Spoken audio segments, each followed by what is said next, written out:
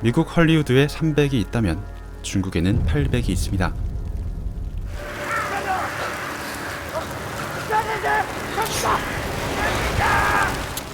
영화는 2차 세계대전이 벌어지기 직전 중국 본토로까지 침략해 들어온 일본군에 맞서서 상하이의 외국인 거주 지역을 최후의 방어선으로 지켜내려 했던 800명의 용감한 중국 군인들에 대한 이야기를 다루고 있습니다.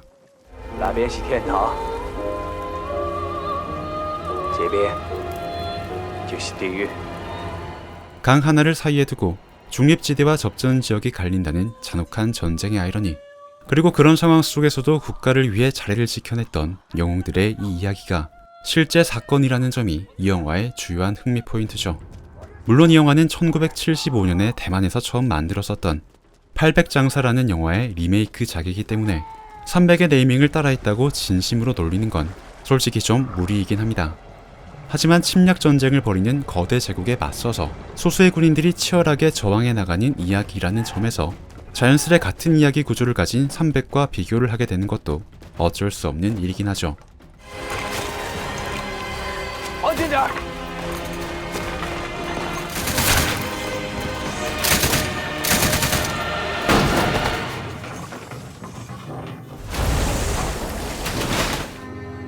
皆如此，我口何干？ 그런데 300이 철저하게 오락 영화로서의 재미에만 집중했었던 것에 비해 800은 애국심 자극을 목표로 하는 노골적인 프로파간다 영화의 성격을 갖고 있습니다. 거기다 더욱더 심각한 것은 앞서 말씀드렸던 것처럼 이 영화가 1975년에 대만에서 만들었었던 800장사라는 영화의 리메이크작이라는 사실이죠. 我们现在给他们喊：中国人还在，中国军人还站在这儿。 사실 이 영화 800의 주인공들은 지금의 중국인들이 아닙니다.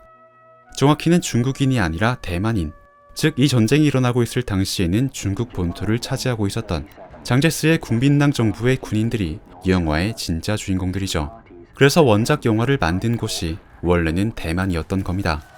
그러다 보니 영화 속에 등장하는 중국의 국기도 중국 공산당 정부의 오성기가 아니라 지금은 대만이 된 중화민국의 청천백일기였죠.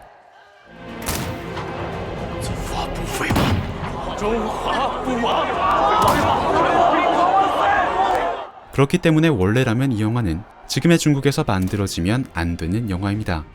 당시에 마오쩌둥이 이끌었던 중국의 공산당은 중국을 지키는 이 항일투쟁에서 거의 아무런 활약도 하지 않았던 게 팩트이기 때문에 오히려 지금의 대만이 더 정통성이 있는 진짜 중국이 아니냐는 말을 자신에서 유도하는 우스운 꼴이 될 수가 있기 때문이죠. 하지만 그럼에도 불구하고 지금의 중국이 기어코 이 영화를 만들어냈다는 점을 우리는 심각하게 받아들여야 합니다. 왜냐하면 지금 중국의 이런 움직임 자체가 최근에 전 세계에서 욕을 먹어도 아나무인으로 밀어붙이고 있는 바로 그 문화 공정의 일환이기 때문이죠. 어차피 대만도 우리 것이다. 그러니까 대만의 이 멋있는 항일투쟁 서사도 전부 다 우리 것으로 만들어야 한다. 라는 그 문화 공정의 태도가 이 영화에는 기본적으로 깔려 있습니다. 무려 이런 자막을 엔딩 크레딧에 달아놓은 것처럼 말이죠. 중국 공산당이 이끄는 항일민족 통일전선이 나섰고 마침내 근대 최초로 외세 침략을 물리쳤다. 중국 공산당이 이끄는 항일민족 통일전선. 솔직히 상식적으로 어떻게 이런 자막을 달아놓을 수 있나 싶습니다. 149분이라는 징그러운 러닝타임 동안 제가 봤던 건 분명히 지금은 대만이 된 국민당 정부의 군인들이었는데 엔딩 크레딧에 오면 이 모든 게 갑자기 중국인들은 중국 공산당과 함께 오래오래 행복하게 살았답니다. 같은 수준의 이세계물 엔딩으로 둔갑을 해버리는 게 어떻게 가능한 걸까요? 양심이라는 개념 같은 건 존재하지 않는 듯한 이 뻔뻔한 영화. 그래서 상식의 브레이크가 고장난 8톤 트럭 같은 영화 800은 원래대로라면 흔하디 흔한 중국의 국뽕 영화들처럼 비웃음이나 사다가 끝이 났어야 했습니다. 내용을 다 살펴보면 그야말로 싸구려 프로파간다 영화인 게 확실하니까요. 你们才是真正的中国人。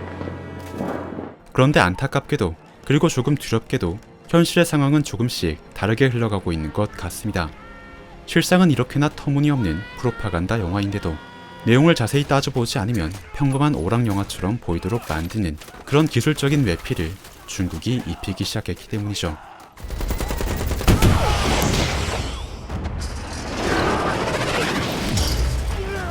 이건 2년 전쯤에 소개해드렸었던 특수부대 전랑2와 비교를 해보면 더 돋보이는 변화입니다. 마치 UCC를 보는 것 같은 촌스러운 연출 감각과 촬영이든 액션이든 총체적 난국의 완성도를 보였던 전랑2와 달리 800에서는 솔직히 엄격한 잣대를 들이대지 않는 이상은 기술적으로 크게 놀려먹을 수 있을 만한 부분이 딱히 보이지가 않습니다. 물론 어설픈 연출이 가끔씩 보이긴 하지만 그건 한국 영화도 마찬가지일 때가 있으니까요. 그래서 이렇게 노골적인 연출이 숨어 있음에도 오락적으로 즐길 만한 스펙타클한 장면들이 중간중간 잘 버무려져 있어서 머리를 비우고 조금 멍해진 상태로 보게 만들어버리는 그런 효과가 분명히 있습니다. 거기다 더 큰 문제는 800이 보여주고 있는 프로파간다의 기술도 훨씬 더 고도화되어 있다는 겁니다. 영화는 국가를 위해 희생하는 저 영웅들의 모습을 모든 중국인이 본받아야 한다는 식으로 애국심을 고취시키려 하고 있지만 또 한편으로는 그렇게 애국심을 발휘하는 것이 꽤나 두려운 일일 것이라는 것도 함께 인정을 하고 있습니다. 我不想死了就能死绝了，我就是害怕，我怕我死掉了。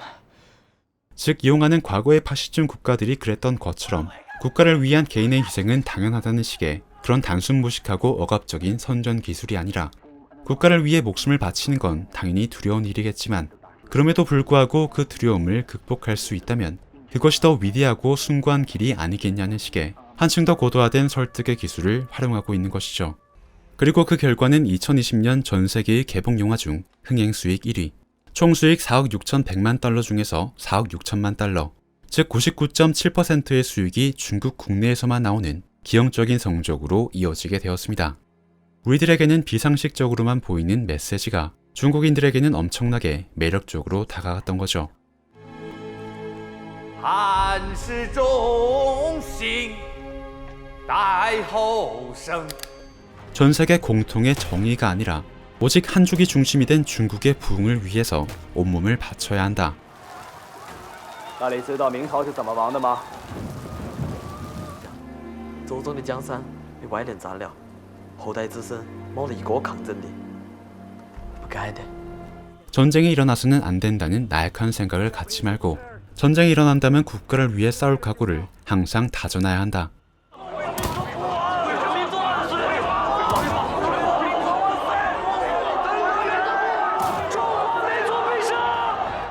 우리와는 전혀 다른 방식의 세계관에 정신이 아득해지지만 실제로 영화가 고치시키려 하는 의식과 이념이란 결국 그런 것들입니다.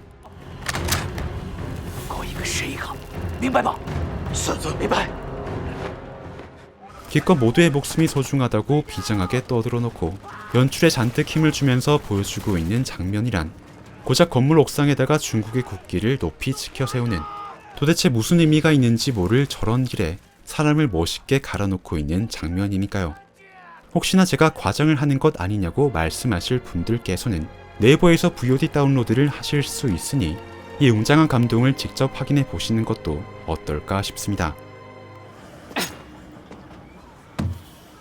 拔出社会，不讲他，小辈刀子情缘。你是从小就跑得快，愿意死。 어쨌든 저도 마음껏 비웃을 생각에 재미삼아 영화를 틀었고 너무 노골적으로 깔려있는 그 의도 때문에 보는 내내 코웃음이 나오기도 했지만 영화를 끝까지 보고 나서는 이거 조금 위험할 수도 있겠다는 생각을 갖게 되었습니다. 왜냐하면 이 영화에 대해 이렇게 비판적으로 이야기하고 있는 저 자신마저도 솔직히 몇몇 장면에서는 액션 자체에서 재미를 느꼈기 때문입니다. 그래서 언젠가는 그냥 영화가 재밌으니까 보는 건데 왜 정치를 들먹이냐고 말하는 사람들도 충분히 생길 수 있겠다는 생각이 들었습니다. 이미 게임 시장에서는 어느 정도 현실화되어버린 현상인 것처럼 말이죠. 코미디 그 자체였던 특수부대 전랑2에서 기술적으로 별로 깔 게 없는 800으로 오기까지 고작 2, 3년이 걸렸습니다. 물론 중국이 지금처럼 촌스러운 이데올로기를 넣는 걸 포기하지 않는 이상 전 세계 모두가 인정할 수 있는 명작 반열의 영화를 만드는 건 계속 불가능하겠지만 대중적인 오락 영화를 빙자해서 중국을 향한 사람들의 경계심을 서서히 무너뜨리는 성과 정도는 언젠가 현실화시킬 수 있을 것 같다는 위기감을 느끼게 됐습니다. 정말 혹시라도 그런 미래가 온다면 우리는 어떻게 대처할 수 있을까요? 어쨌든 800의 감동적인 완성도를 직접 확인하고 싶으신 분들은 영화를 직접 감상해 보시는 것도 적극 추천드립니다. 你们才是真